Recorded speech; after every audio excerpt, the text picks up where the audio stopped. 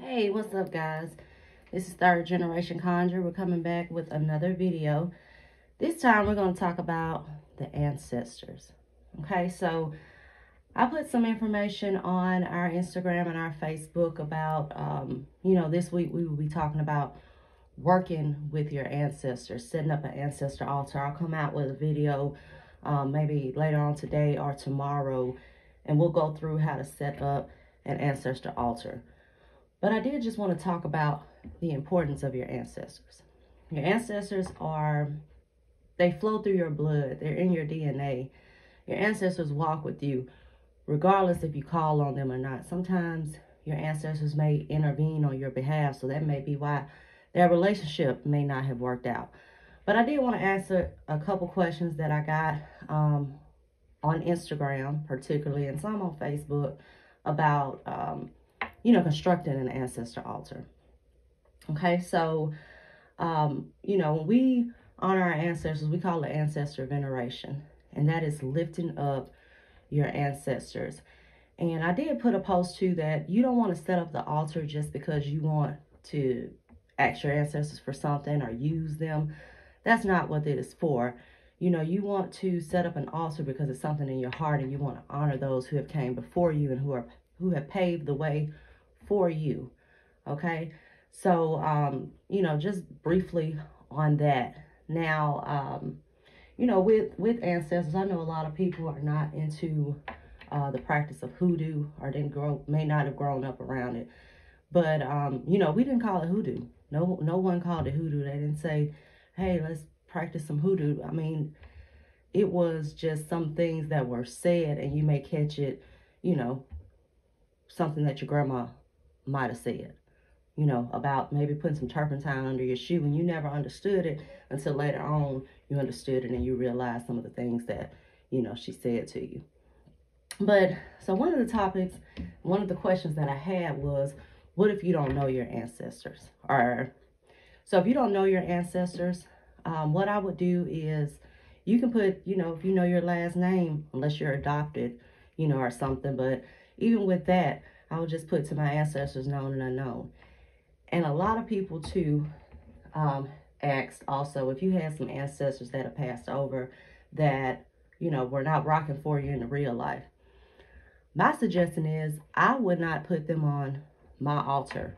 If I'm coming to my altar and I'm having problems in my marriage, or, I'm having problems with alcoholism, I would not put those on my altar who had problems in their marriage. If you had an Uncle Joe who was beating his wife and drinking, he would not be someone that I put on my altar. Or someone that really just disliked you in the physical realm, I would not put them on my altar. And also another thing with calling on ancestors, I specifically call on my ancestors known and unknown, and they need to come forth and intercede on my behalf if they have my best interest at heart. So I'm kind of specific with that. Okay. I also had someone, and she advised that I think she was a flight attendant, and she didn't have sufficient space to set up an altar. So I did tell her about a story that I saw where this girl, actually, she didn't have sufficient space. She couldn't set up an altar. I think she was living with someone in like a studio apartment. So what she did was got her a briefcase, and inside it she put her cloth, she put her pictures, she put her glass for her water, she put her incense, she put all of that inside this briefcase. So when she got an opportunity to spend time with her ancestors, she just pulled it out, used the briefcase as a table, and set up an altar. So I think that's a good kind of alternative, and it shows, your ancestors that you're trying to take some initiative, even if, you may have some busy things going on. So that's an alternative if you do not have the adequate space. But we'll get into more of how to set up an ancestor altar, where ancestor altars are typically set up within the home. But I just wanted to, come on and give a brief introduction and talk about the importance of your ancestors as well.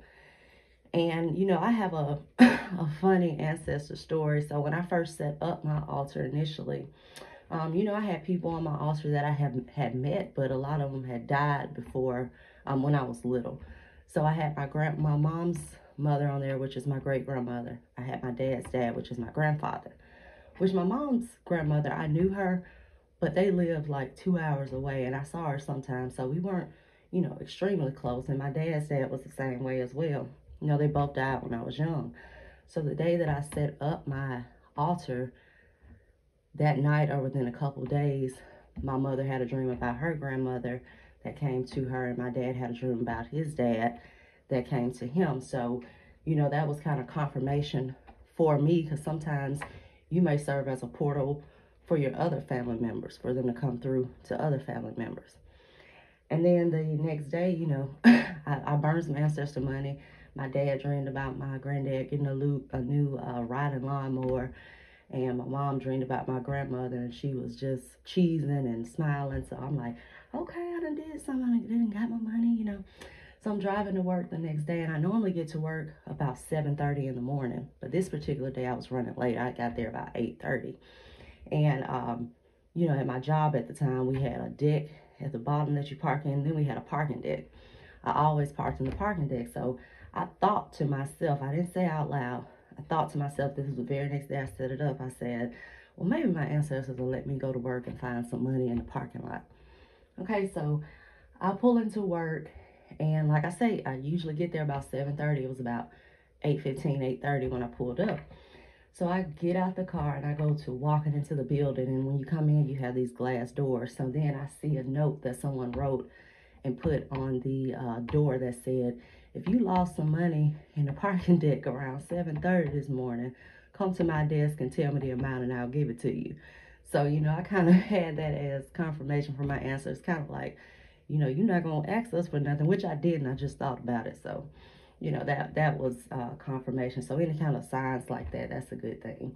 But yeah, so I just wanted to come on here just briefly, you know, give an introduction about the ancestor piece. We'll go into later on, like I stated, setting up ancestor altars. We'll talk about some offerings such as ancestor money.